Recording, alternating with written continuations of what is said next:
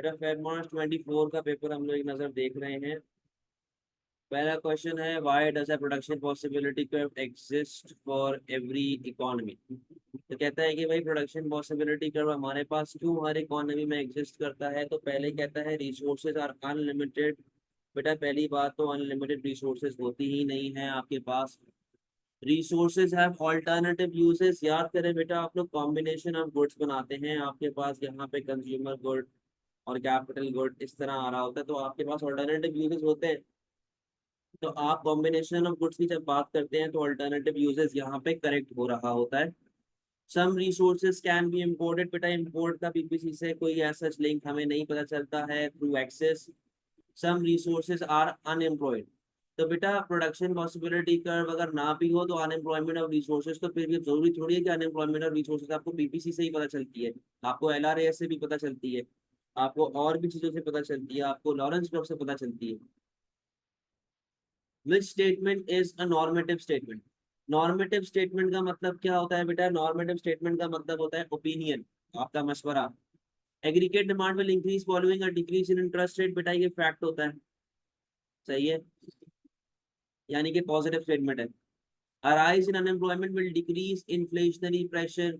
बेटा unemployment rise होने का मतलब क्या है कि आपका एडी फॉल हो रहा है, यानी कि ये भी आपके पास एक फैक्ट है कि जब भी आपका एडी फॉल होगा तो आपका इन्फ्लेशनरी प्रेशर कम हो जाता है। अच्छा जी।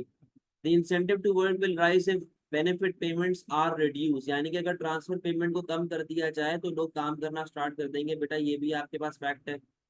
Unsustainable economic growth is more harmful to the economy than hyper inflation. बेटा ये आपका ओपिनियन है, जहां पर आप एक बात कह रहे हैं कि यार अगर तो अनसस्टेनेबल इकोनॉमिक ग्रोथ है वो हाइपर इन्फ्लेशन ज्यादा खतरनाक है। भाई कई लोग बोलते हैं कि भाई हाइपर इन्फ्लेशन ज्यादा खतरनाक है as compare to sustainable economic growth, तो ये आपका ओपिनियन है। आगे है, which combination best describes basic economic problem। बेटा unlimited bonds and limited resources आपके पास है, किधर लिखा हुआ है? What is the main reason an economy is unlikely to rely completely on market forces to allocate resources। कहता है भाई एक बात बताओ कि ऐसा क्या रीजन हो सकता है जिसके अंदर हम लोग मार्केट फोर्सेस पे रिलाय ना करें टू एलोकेट रिसोर्सेज। ठीक है, एक मेन रीजन बता दें कि हम लोग मार्केट फोर्सेस पे रिलाय नहीं कर रहे हैं।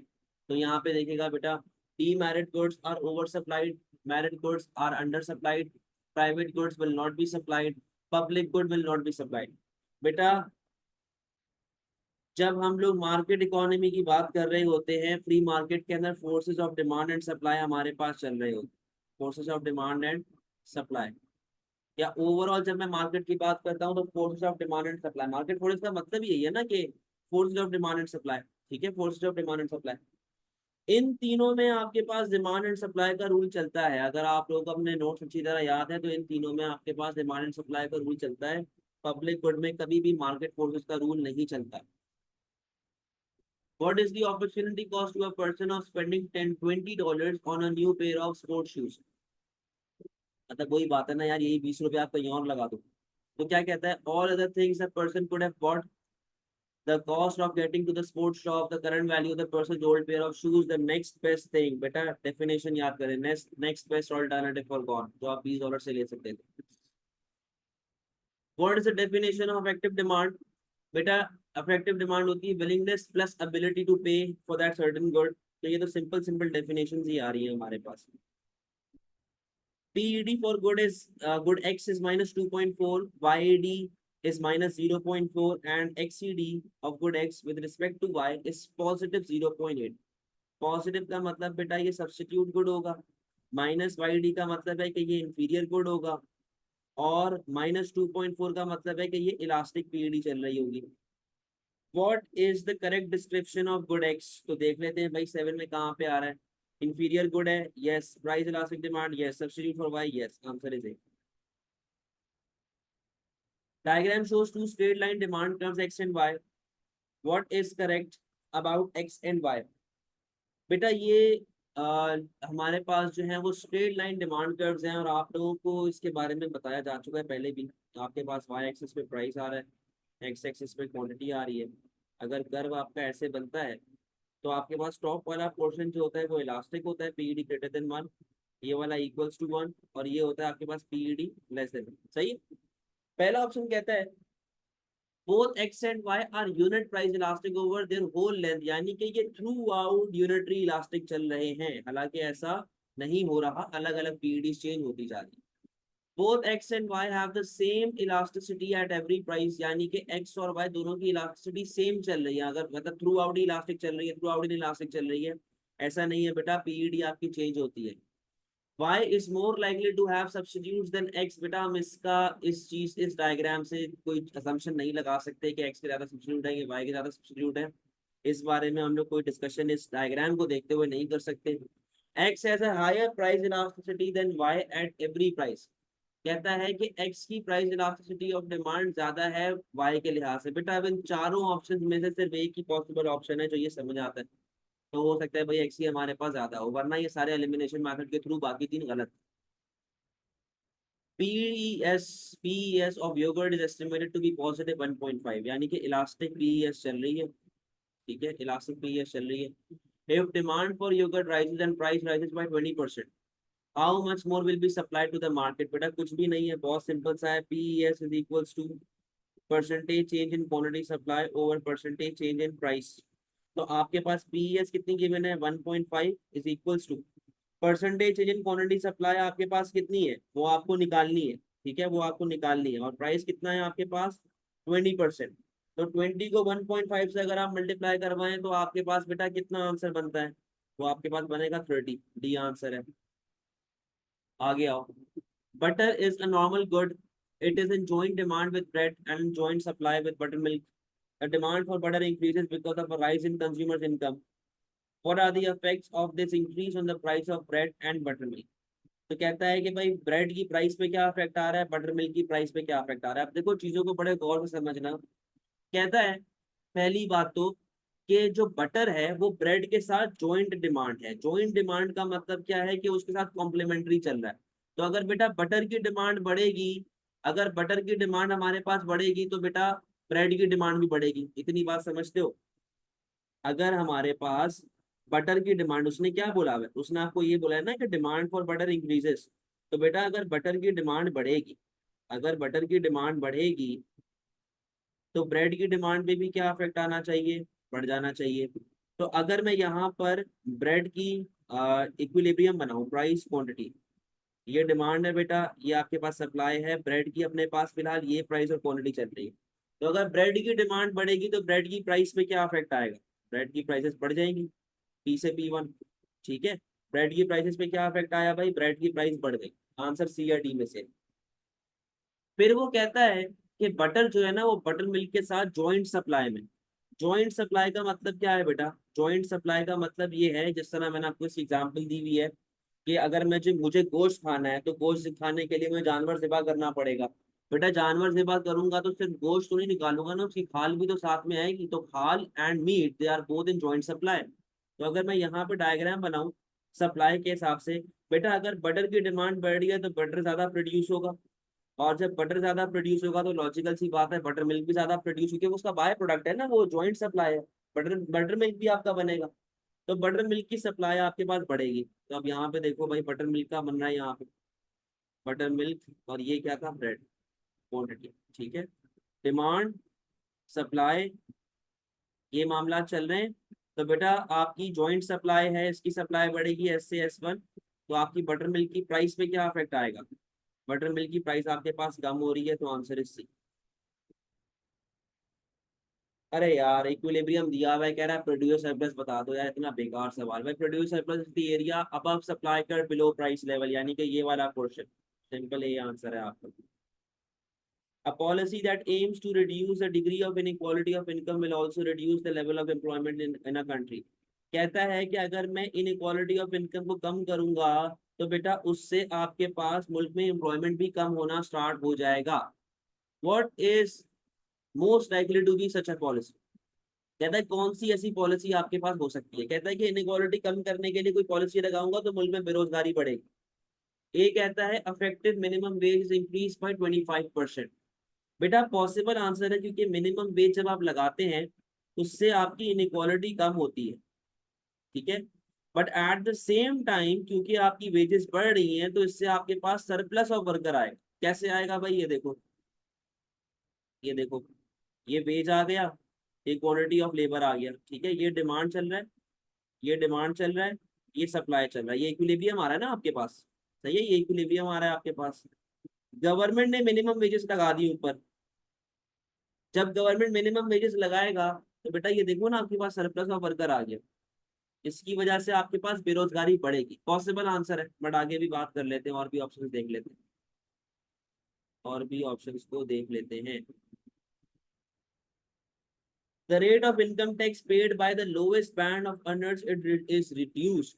Lowest band का मतलब क्या है कि भाई अगर आप साल के 100 रुपए कमाते हो ना, आप अगर साल के 100 रुपए कमाते हैं तो भाई आप एक काम ये करना, 100 रुपए तक कोई टैक्स नहीं पे करना, 100 रुपए के बाद जितने पैसे कमाओगे उस पर टैक्स पे करना। ये बैंड की कहानी मैं समझा चुका हूँ। तो कहता है कि यार rate of income tax paid by the lowest band of earner is reduce. Reduce का मतलब पहले आप 100 रुपए पर टैक्स पे करते थे, अब आप 80 रुपए पर टैक्स पे करेंगे। यानी कि तुम पहले 100 रुपए तक गरीब थे, अब तुम 80 रुपए तक गरीब हो, 80 रुपए से तुमने ऊपर कमाए तुम टैक्स पे करो। तो मैं मानता हूं कि इससे इनक्वालिटी ऑफ इनकम कम होगी, बट बेटा इससे बेरोजगारी नहीं बढ़ेगी। इससे बेरोजगारी नहीं बढ़ेगी, एक तरीके से समझ लें कि प्रोग्रेसिव टैक्सेस काम कर रहे हैं, बढ़ रहे हैं। Government increases the level of subsidies given to producers of some merit good. बेटा इससे आपकी डिमांड ऑफ लेबर बढ़ती है, क्योंकि लेबर ज्यादा हायर करना होगा प्रोडक्शन के लिए। Government provides more goods that are regarded as essential. तो बेटा इससे भी बेरोजगारी पे कोई इफेक्ट नहीं पड़ेगा, अनएम्प्लॉयमेंट नहीं बढ़ेगी आपकी। What explains the under consumption of married good. बेटा अंडर कंजम्पशन का मतलब होता है कि लोग उसे कम कंज्यूम करते हैं, क्योंकि कंज्यूमर के पॉइंट ऑफ व्यू से काम चले ना, their value is not fully understood by consumers. Yes, they are unproductive, no, they can only be provided by government, no, बेटा एजुकेशन है, मैरिड गुड है, मैं प्रोवाइड कर रहा हूँ ना। they are only provided by private sector, no, government इदारे भी खुले हुए हैं आपके पास। कहता है a country uses an income tax under which first 10,000 of income is tax free। वही वाली बात लोअर बैंड वाली, 10,000 रुपए तक तुम गरीब हो। The next 20,000 is taxed at 20%, and any income over 30,000 is taxed at a top rate of 40%. It also levies a sales tax of 10% on most products. Which combination of tax changes is most likely to create a more equal distribution of income in a country? कहता है भाई तुमने क्या किया। तुमने एक तो यहाँ पे ये काम किया है कि तुमने 10,000 तक बोला कि तुम गरीब हो, ठीक है, 10,000 तक कोई टैक्स नहीं। बोला कि उसके बाद तुम अगले 20,000 रुपए कमाओगे, उसमें तुमने 20% टैक्स पे करना है। और जो इनकम तुम्हारी 30,000 रुपए से ऊपर जाती है, तुमने उसके ऊपर 40% टैक्स पे करना है। और तुमने मेजोरिटी गुड्स के ऊपर 10% टैक्स लगा दिया। कहता है कि अब एक बात बताओ, एक बात बताओ मैं क्या करूं। देखो इतना घुमा फिरा रहा है, कुछ भी नहीं है, बहुत तंग कर रहा है, बिल्कुल आसान सा एमसीक्यू है।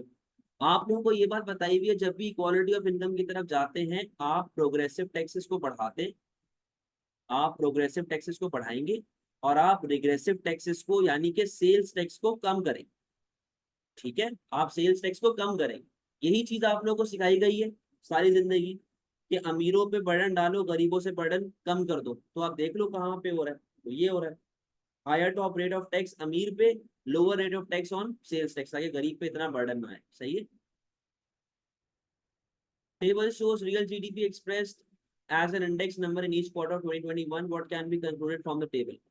क्या कहता है भाई, वो ये कह रहा है कि हम तो टेबल से क्या निकाल सकते हैं। अब आप ये देख ले भाई, index of GDP in real terms, real terms में आपका जीडीपी सिर्फ इन 2 क्वार्टर में बढ़ा है। इन्फ्ले क्योंकि आपको पता है कि 100 से कम मतलब गिर रहा है, 100 से ऊपर बढ़ रहा है। Inflation reduce the real value of GDP in the first 6 months of 2021। कहता है कि महंगाई की वजह से आपका जो जीडीपी है उसकी जो रियल वैल्यू है वो फॉल हो गई इन द फर्स्ट 6 मंथ। बेटा जीडीपी का जो फॉर्मूला होता है ना, जीडीपी का मतलब होता है price multiply by output, price multiply by output. तो लाजमी नहीं है सिर्फ प्राइस से ही अफेक्ट आए, आउटपुट से भी अफेक्ट आ सकता है। फिर जी, real GDP was lower at the end of 2021 then 2020। बेटा क्या कहीं भी 2020 की इंफॉर्मेशन गिवन है? क्या कहीं भी 2020 की इंफॉर्मेशन गिवन है? तो आप कैसे जज कर सकते हो? The economy was in recession at the end of first 6 months of 2021। कहता है कि इकोनॉमी इन क्वार्टर्स में, इन 2 क्वार्टर्स में, बेटा क्वार्टर मतलब 3 महीना, 2 महीना यानी कि 2 क्वार्टर यानी कि 6 महीना। कहता है यहाँ पर ये रिसेशन में था। यस। क्यों? क्योंकि वो 100 से कम था, आपका जीडीपी फॉल हो रहा है, नेगेटिव में जाना स्टार्ट हो रहा है। जीडीपी फॉल होने का मतलब क्या है? Recession. Standard of living was higher at the end of 2021 then in 2020। वही बात है बेटा, 2020 की इंफॉर्मेशन आपके पास नहीं है। What is least likely to cause a simultaneous increase in demand pull and cost push inflation? कहता है कि डिमांड पुल भी है, कॉस्ट पुश भी है एक साथ। ऐसा कैसे हो सकता है भाई? बेटा ये आपके पास बड़ा सिंपल सा आंसर है। देखो पहले क्या कहता है, व्हाट इज लीस्ट लाइकली, ना है सॉरी, लीस्ट लाइकली लिखा। कह रहा है कौन सी ऐसी चीज है जो डिमांड पुल और कॉस्ट पुश को नहीं एक साथ नहीं लेके आएगा। तो बेटा यहाँ पे आओ, डेप्रिसिएशन ऑफ करेंसी। बेटा इससे आपके एक्सपोर्ट्स बढ़ते हैं, but at the same time आप इम्पोर्टेड इन्फ्लेशन भी फेस करते हो। ठीक है, तो दोनों चीजें एक साथ आ रही हैं। हमें नो लेके आना है, हाँ नो लेके आना है आपसे। इंक्रीज इम्पोर्ट टैरिफ, बेटा इससे आपका इम्पोर्ट कम होता है, आपका एडी बढ़ता है, but at the same time cost of production बढ़ने का डर होता है। तो यस एक साथ आ सकती है। इंक्रीज वेजेस, बेटा कंजम्पशन बढ़ेगी, एडी बढ़ेगा, इन्फ्लेशन आएगा। ठीक है, at the same time cost of production भी बढ़ रही है, तो एग्रीगेट सप्लाई फॉल होने का भी डर है, तो इससे भी इन्फ्लेशन आएगा। तो ये भी यस है। बचा क्या खाली? डिक्रीज स्पेंडिंग और इंफ्रास्ट्रक्चर। बेटा इससे गवर्नमेंट स्पेंडिंग फॉल हो रहा है, आपका एडी फॉल होगा। हमने थ्रू आउट एडी को बढ़ाया, यहाँ पे एडी को फॉल करेंगे। According to circular flow of income, what would be the immediate result of an increase in the value of country's export? कहता है अगर कंट्री का एक्सपोर्ट बढ़ेगा तो बेटा उससे आपका जो है वो सर्कुलर फ्लो ऑफ इनकम पे क्या अफेक्ट आएगा? अगर एक्सपोर्ट बढ़ रहा है तो जरूरी है क्या इम्पोर्टिंग? इम्पोर्ट का क्या लिंक है एक्सपोर्ट से भाई? वो तो सीधा सीधा एक्सपोर्ट है। सेविंग का भी एक्सपोर्ट से कोई लिंक नहीं है, टैक्सेस का भी कोई लिंक नहीं है, सीधी सीधी बात है बेटा, आपका एग्रीगेट एक्सपेंडिचर बढ़ेगा, नेशनल इनकम आपकी बढ़ेगी। To calculate the unemployment rate, the number of unemployed is related to. कहता है कि इसका भाई बता दे नंबर ऑफ अनएम्प्लॉयड कौन लोग होते हैं यार। सिंपल सा आपके पास डेफिनेशन है, the total population in the labour force. कहता है वो लोग जो लेबर फोर्स का पार्ट है और वो नौकरी नहीं कर रहे, तो वो हमारे पास अनएम्प्लॉयमेंट का पार्ट है। तो डेफिनेशन है। Aggregate demand in an economy में decrease as a result of an increase in. बेटा एग्रीगेट डिमांड आपका कैसे इंक्रीज हो सकता है? फॉर्मूला याद करें, सी प्लस आई प्लस जी प्लस एक्स माइनस एम। बेटा सिर्फ एक चीज बढ़ेगी तो आपका एडी फॉल होगा, और वो क्या है? Import expenditure. 20 पे आए भाई। 20 क्या कहता है? Government as a balance budget. Balance budget का मतलब है government spending is equal to tax revenue. It decides to increase spending by 10%। कहता है कि यार हम लोग अपने जो गवर्नमेंट स्पेंडिंग है ना उसको 10% से बढ़ा रहे हैं। तो कहता है कि which increase in government revenue would produce a budget surplus. कहता है कि मैं अपने टैक्स को कितने से बढ़ाऊं कि मेरे पास जो बजट है वो सरप्लस में आ जाए। ठीक है, अब देखो मेरी बात सुनो। बेटा बजट को सरप्लस में लाने के लिए आपको एक काम करना पड़ता है, वो क्या है कि tax revenue should be greater than government spending. सही है, अब बात सुनना बेटा। आप यहाँ पे और यहाँ पे तो है ही डेफिसिट में, तो काट दें। अगर आप गवर्नमेंट स्पेंडिंग 10% से बढ़ा रहे हैं और आप टैक्सेस को भी 10% से बढ़ाएंगे, तो आप वापस से बैलेंस बजट पे आ जाएंगे, यानी कि आप सरप्लस में नहीं जाएंगे। तो आपको 10% से ग्रेटर अमाउंट से बढ़ाना पड़ेगा, और वो क्या है? आपका डी। कि आप 20% से बढ़ाओगे तो आप सरप्लस में जाओगे, क्योंकि 10% तो आप ऑलरेडी खर्चा कर रहे हैं। An economy has an unemployment rate of 8%, an increase in 2% from the previous year. ठीक है, at the same time the current account deficit rose from 3% to 4% of GDP. What would be most likely to reduce both unemployment and current account deficit? कहता है कि मैंने unemployment भी कम करना है, मैंने करंट अकाउंट डेफिसिट भी कम करना है। ऐसा हम लोगों ने पढ़ा था बेटा स्विचिंग पॉलिसी। स्विचिंग पॉलिसी में क्या होता है कि एक तो आपका एडी बढ़ता है, एक तो आपका एडी बढ़ता है, और दूसरा आपका बैलेंस ऑफ पेमेंट जो है ना वो सरप्लस में जाना स्टार्ट हो जाता है। बैलेंस ऑफ ट्रेड वैसे तो होता है, बट इवेंचुअली तो बैलेंस ऑफ पेमेंट ही होता है। तो बेटा एग्रीगेट डिमांड बढ़ने का मतलब क्या है कि आपके मुल्क में अनएम्प्लॉयमेंट जो है वो कम हो रही है, तो आपको एक ऐसी पॉलिसी ढूंढनी है जो आपके एग्रीगेट डिमांड को लोकली बढ़ाए। सही है, और आपके इम्पोर्ट्स को कम करे। तो कहां पर होगा? Decrease government spending. बेटा इससे अनएम्प्लॉयमेंट और बढ़ेगी। Depreciation of currency. बेटा डेप्रिसिएशन ऑफ करेंसी से आपके एक्सपोर्ट्स बढ़ेंगे, एट द सेम टाइम आपका एडीबी बढ़ेगा, और आपके मुल्क में अनएम्प्लॉयमेंट कम हो जाएगी। सही है। इंक्रीज इनडायरेक्ट टैक्सेशन, बेटा ये सप्लाई को अफेक्ट करेगा, और अगर फिस्कल पॉलिसी के हिसाब से देखा जाए एग्रीगेट डिमांड हमारे पास कम होगी। इंक्रीज इंटरेस्ट रेट, इससे भी आपकी एग्रीगेट डिमांड कम होती है, अनएम्प्लॉयमेंट बढ़ती है। अच्छा, इनडायरेक्ट टैक्सेस बढ़ाने से बेटा सप्लाई भी जब कम होगी ना तो अनएम्प्लॉयमेंट बढ़ेगा, तो हमें अनएम्प्लॉयमेंट बढ़ानी नहीं, कम करनी। The diagram shows AD curve for an economy which combination is most likely to have cause AD shift from AD1 to AD2। बेटा आपका AD फॉल हो रहा है यार, बड़ा ही बेकार सवाल है। आपके इनकम टैक्सेस बढ़ रहे होंगे, लॉजिकल सी बात है, तभी तो आपका एडी फॉल हो रहा होगा। फिस्कल पॉलिसी है ना, टैक्सेस को आपने बढ़ाना है, तो ओवरऑल टैक्सेस जब बढ़ेंगे तो आपका एडी फॉल होगा। What can be considered as expansionary supply side policy? बेटा expansionary supply side policy simple है, यहाँ पे देखिए हर वो चीज जिससे सप्लाई पे अफेक्ट आता है। अब देखो, सेल्स टैक्स बढ़ा दोगे तो ये सप्लाई साइड पॉलिसी नहीं है। अगर आप इंटरेस्ट रेट बढ़ा देंगे, ये आपके पास सप्लाई साइड पॉलिसी नहीं है, कॉस्ट ऑफ प्रोडक्शन बढ़ेगी। एक्सचेंज रेट आप बढ़ा देंगे तो आपके एक्सपोर्ट्स वगैरह जो है वो फॉल हो जाएंगे, depending upon time period PD. But अगर जनरल सी बात है, अगर आपके एक्सचेंज रेट बढ़ते भी हैं तो वो तो सिर्फ उस सूरत में काम करेंगे जब आप बाहर से रॉ मटेरियल मंगवाते हो। अगर आप बाहर से रॉ मटेरियल नहीं मंगवाते तो it is not a form of supply side policy. तो आंसर क्या बना आपके पास? ए, वर्कर्स को ट्रेनिंग दो। चले जी 24 की तरफ बढ़ रहे हैं।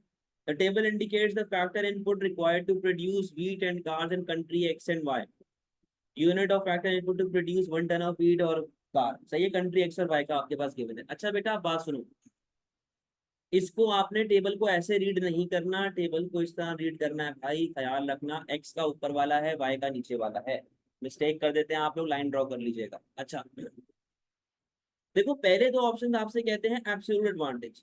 पहली बात तो एब्सोल्यूट एडवांटेज को डेफिनेशन याद करें, वो हमेशा आउटपुट से निकलता था, और हमें यहाँ पे क्या गिवन है? इनपुट। तो ये दो ऑप्शन तो ऑलरेडी यहाँ पे गलत हो गए। सवाल आता है सी और डी के ऊपर, इधर आओ। हम लोग यहाँ पे रेशोज निकालेंगे। हम लोग रेशोज कैसे निकालेंगे भाई? हम लोग यहाँ पे रेशोज निकालेंगे भाई, वीट इज टू कार। पहले मैं चलो कंट्री एक्स लेता हूँ, यहाँ पे आ गया आपके पास कंट्री एक्स, ठीक है। यहाँ पे आ गया आपके पास कंट्री वाई, अच्छा भाई नहीं कंट्री, इधर इधर आ गया कंट्री एक्स, और यहाँ पे आ गया आपके पास कंट्री वाई, ठीक है। अच्छा, अब यहाँ पे जरा देखना भाई, यहाँ पे हमारे पास क्या बात चलेगी।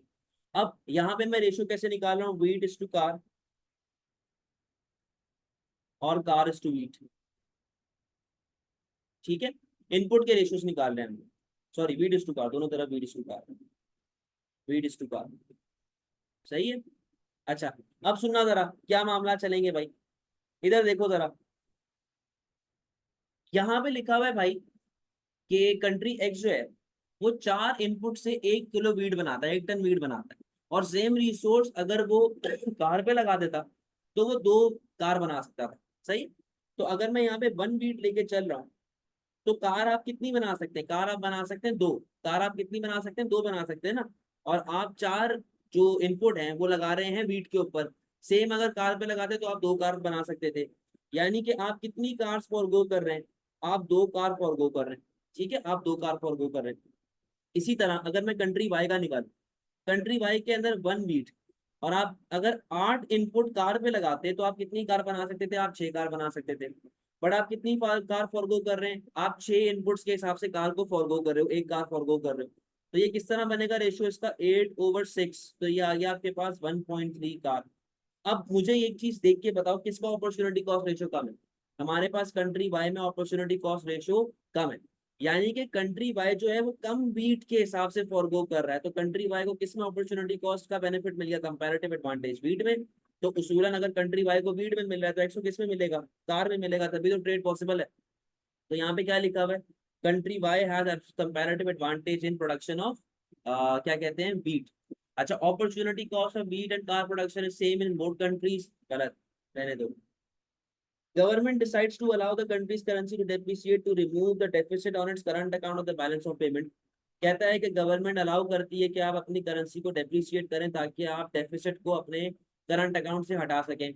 What is the most likely reason why this would not work? Not work. अच्छा जी, अब यहाँ पे देखो जरा क्या कहता है।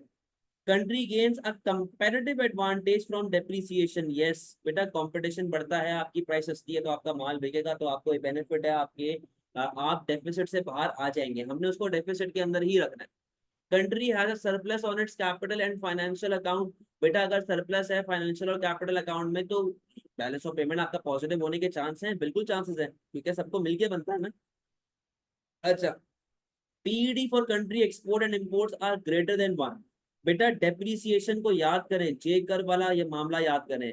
मार्शल अर्न कंडीशन बोलता है कि डेप्रिसिएशन हमेशा लॉन्ग रन में बेनिफिशियल होती है, जहां पर डिमांड फॉर एक्सपोर्ट और इम्पोर्ट दोनों इलास्टिक होते हैं, तो ये आपके लिए बेनिफिशियल होगा। आंसर क्या बचा? No. There are high trade barriers with the country's main trading partner. तो बेटा अगर आप हाई ट्रेड बैरियर्स को लगा के बैठे हुए हो और आप ये एक्सपेक्ट कर रहे हो कि वो आपसे कम प्राइस में माल लेंगे, तो आपकी गलत फहमी है। वो आपसे क्यों माल लेंगे? अगर आपने उनका दरवाजा बंद किया तो वो भी तो आपका दरवाजा बंद करेंगे, आपकी ट्रेडिंग रुक जाएगी। When must terms of trade of country change? बेटा terms of trade आपके पास तब चेंज होती है हमेशा जब प्राइस पे चेंज आता है। Export price over import price, याद करो, index of export price over index of import price. Volume no, value no, balance of trade no. Answer क्या बना? Price. The table shows an extract from a country's balance of payment. सही है, आपके पास बेटा इस तरह के बैलेंस ऑफ पेमेंट गिवन है। What is the current account balance? आपके पास एक्सपोर्ट है और इम्पोर्ट है, तो बेटा जितना भी आपको एक्सपोर्ट से पैसा आ रहा है वो सब आप ऐड कर लें, जितना आपका जो है वो माइनस में जा रहा है वो सब आप माइनस कर लें। 2 मिनट दे, मैं जरा कैलकुलेट कर लूँ।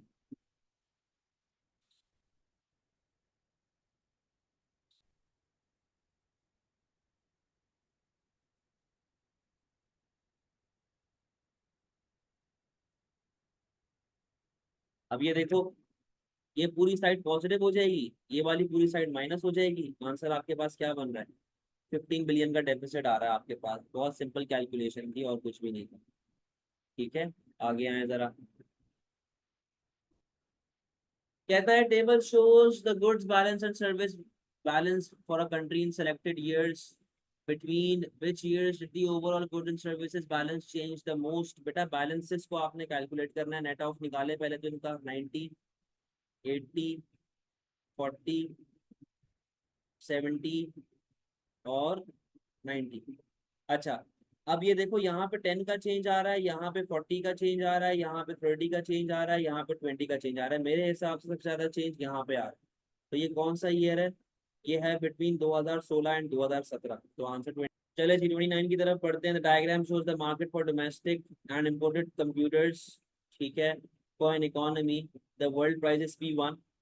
यानी कि आप ये वाली प्राइस पे फिलहाल चल रहे हो, सही है। आपसे कहता है which government policy would lead to a price of P2। कहता है P2 पे आप कैसे जाएंगे? सप्लाई कम हो रही है भाई। एम्बार्गो ऑन इम्पोर्ट्स, बेटा एम्बार्गो का मतलब होता है कंप्लीट बैन, तो वो खत्म ही हो गया ना, उसकी तो सप्लाई ही खत्म हो गई है। ठीक है, आगे दी एक्सचेंज रेट एप्रिसिएशन। बेटा एक्सचेंज रेट एप्रिसिएशन की वजह से आपको सस्ता माल मिलेगा, रॉ मटेरियल सस्ता मिलेगा, तो आपकी सप्लाई तो बढ़नी चाहिए, यहाँ पे सप्लाई कम हो रही है। सब्सिडी से आपकी सप्लाई वापस बढ़ेगी। टैरिफ ऑन इम्पोर्ट्स, इससे कॉस्ट ऑफ प्रोडक्शन बढ़ेगी, सप्लाई पीछे की तरफ आ सकती है। लास्ट है हमारे पास बेटा 30, what is not a likely cause of a deficit in the current account of the balance of payment. कहता है किसकी वजह से डेफिसिट नहीं आ सकता? Consumer spending is low. अच्छा भाई, बेटा इसकी वजह से एग्रीगेट डिमांड तो फॉल होती है, बट हमेशा डोमेस्टिक पे अफेक्ट आता है, इससे इंपोर्ट एक्सपोर्ट पे अफेक्ट नहीं आता। Primary income in the form of investment incomes are low. बेटा इससे हमारे करंट अकाउंट पे अफेक्ट आता है। रेट ऑफ एक्सचेंज रेट, इससे करंट अकाउंट पे अफेक्ट आता है।